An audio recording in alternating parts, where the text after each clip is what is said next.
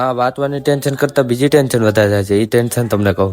આજના નવા બ્લોગમાં તમારું કરીએ છીએ સ્વાગત. ને હાથ જવાનું છે આરટીઓ ફોર વ્હીલ ટુ વ્હીલનું લાયસન્સ કઢાવવા કોઈ દી વાંચ્યું નહોતું, પણ આજ વાંચવું પડ્યું. ને સાથે લઈ લીધા મેં મારા ડોક્યુમેન્ટ. બે ટેસ્ટ આવી ગઈ ને હું બેહી ગયો, પણ જગ્યા કઈ ખાલી નહોતી તો ઉપર ગયો. પછી જગ્યા ખાલી થી ચાર ઠાઠા વહી ગયો. હું થાવ ઠાઠા જગ્યા ખાલી હતી. હાવ બસમાં ઠાઠા બેઠો છે તો આગળ જગ્યા બધી ખાલી થવા માંડી. આ વાંચવાની ટેન્શન કરતા બીજી ટેન્શન વધારે જાય છે. એ ટેન્શન તમને કહું. બે ટેસ્ટમાં પણ કપલ છે, પણ હું અહીંયા એકલો બેઠો હતો ઠાઠે એકલો એનું ટેન્શન છે મને. આમાં તો મને એક જ ગીત યાદ આવે, એક તો મારા કાચા પેડા.